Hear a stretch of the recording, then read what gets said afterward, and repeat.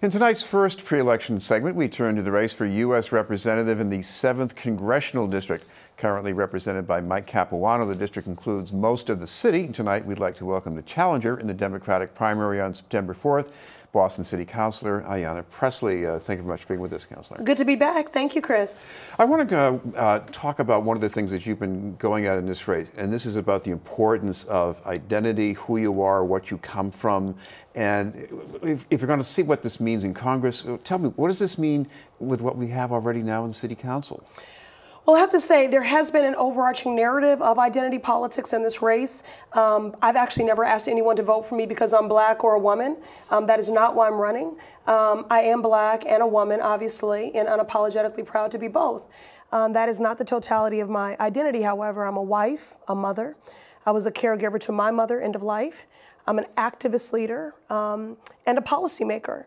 And that's why I'm running, because the 7th Congressional District has been experiencing great systemic inequalities and disparities for a long time that are only deepening and worsening under this administration. And so I'm running because I have a plan both to resist Donald Trump, but also to advance the Massachusetts 7th, which is the most diverse district and the most unequal in this delegation and perhaps in the country. Well, one of the things I remember, and was from your first year in office on the council, you brought in clergy members in a prayer for peace. You had this talk about trauma from violence. And this is different. I mean, where did it go from there? Sure. I think, you know, this is one of the things that I'm proudest of having spotlighted in my 8-year tenure on the council. I've held 7 hearings on trauma. And admittedly, when I first started talking about the issue of trauma, specifically as a barrier to learning, there were rooms that I got laughed out of. People tried to marginalize who's impacted by trauma and really weren't clear on what that is. And now it's a part of our daily lexicon in this work. Many within the Boston public school system credit my advocacy in this space for us having the first deputy superintendent of social and emotional learning and wellness in the country. Also a greater investment in school nurses. You know, ultimately, Chris, we can have all the fancy algorithms, professional development, and upgraded facilities. But if a child doesn't have a readiness to learn, it really is all in vain. And trauma is a barrier to learning. Now, there are many iterations and forms of trauma. Poverty is traumatic. Students experiencing homelessness, displacement, fear of deportation, and certainly exposure to violence in all of its forms. And so we held an unprecedented historic hearing 9 years ago called Family Voices, where we brought in 300 family members who had been robbed of a loved one due to gun violence. And all people could do was listen. They couldn't counter. And that resulted in greater financial investment, coordination of services, the establishment of a bereavement room at Boston Medical Center, and ultimately laid the blueprint for a trauma response and recovery protocol for the city of Boston for families who have been impacted by homicide. This is an issue of consequence in the 7th Congressional District, and it's certainly one of the issues why I'm running for Congress, is to make sure that this is an issue that is finally being treated as the public health crisis and epidemic that it is. One of the things also interests me was your evolution of some of the issues in this race, especially healthcare. You know, previously you were not a fan of Medicare for all, and now you've moved a lot more in that direction. What happened? I'm so glad you asked that question. Actually, my position did not change. There was a city council hearing in the committee that I chair, the Committee on Healthy Women, Families, and Communities, specifically on the issue of single payer. I was a co-sponsor of this city council hearing order and the resolution. I believe only Councilor Zachem, myself, and Councilor O'Malley signed on to that, as I recall, but you can check the record. And so I have not been unsupportive of this issue. What I would say, however, is that we're at a watershed moment as a country. Our country is at a crossroads. The Massachusetts 7th is at a crossroads, as is our democracy and the party. And given the policies coming out of Washington every day, it is tempting to be divided and to play small, but I think now is the time to be bold.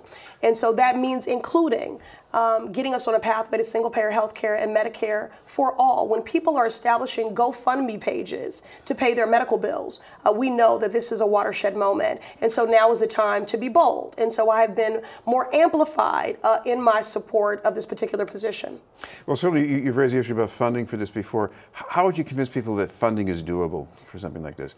Well, I mean, that's the other thing, is that our revenue has changed. You know, we have an administration, that's giving tax breaks to millionaires. So if we roll back those Trump tax cuts and fight, together to do that, we'll have the revenue. This is a statement ultimately of values. And I do believe there's an argument to be made that it would cost, we would spend less if we were to have a system that did not have fragmented care, that provided a continuum of care. The ACA, certainly did expand coverage, but didn't address health disparities.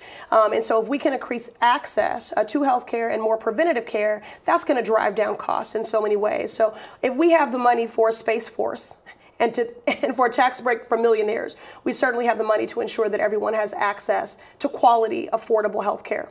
This is BNN News. We're talking with Ayanna Pressley, a Democratic candidate in the 7th Congressional District. Councilor, you ride the buses and the trains. I've met you on these, and you talk about the... Yes, that is no gimmick. I do ride public transit. The disparities in this district, they're enormous. Aside from health care, what one thing stands out that you'd really like to work on about that? Well, here's the thing, Chris. None of these issues exist in a silo. I mean, I can't talk about housing and not talk about transit, and talk about transit and not talk about jobs in the economy. And I can't talk about jobs in the economy and not talk about the wealth and wage gap. And so I think we need holistic, comprehensive, and innovative solutions to these problems.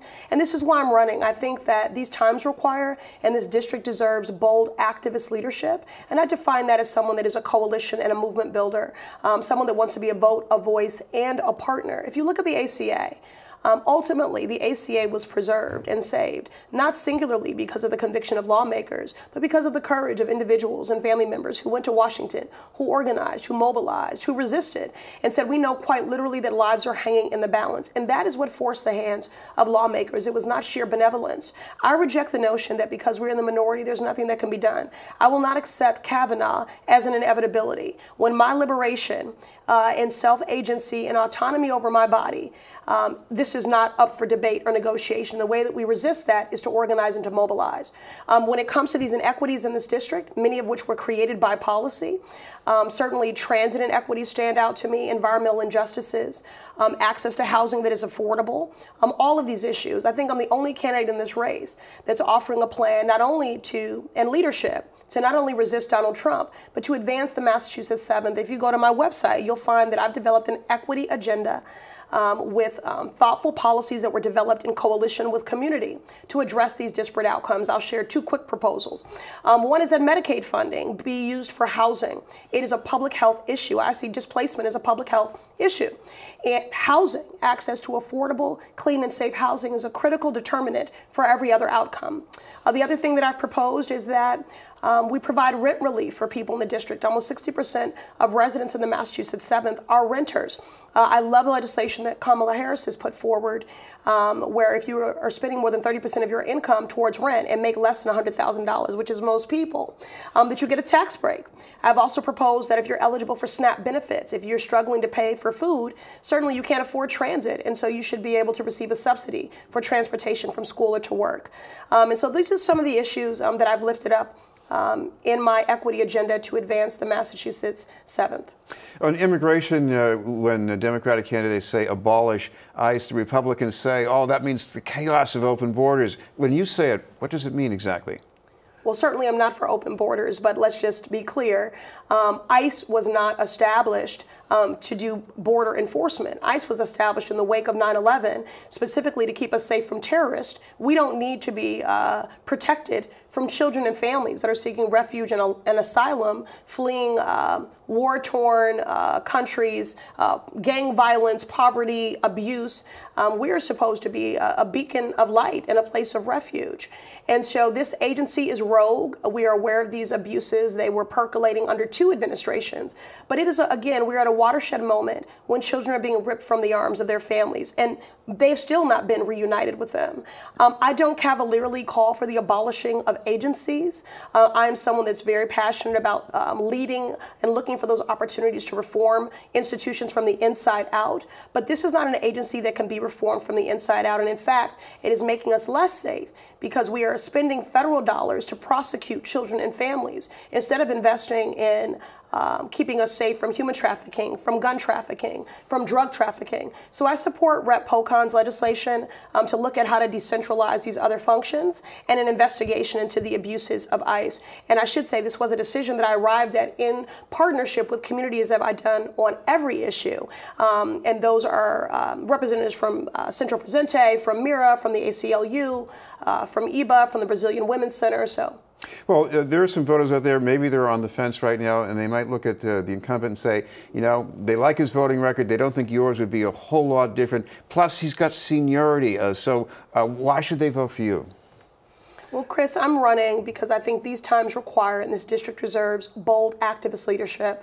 I'm the only candidate in this race that has a plan for and the leadership style to not only effectively resist Donald Trump and his draconian, cruel, and short-sighted policies that are being rolled out by the day, but how to advance the Massachusetts 7th. The fact that on a bus ride from Cambridge to Roxbury, the median household income drops by $50,000 and life expectancy by 30 years. I'm running because I want to do something about that, and I want to do that work in partnership with community.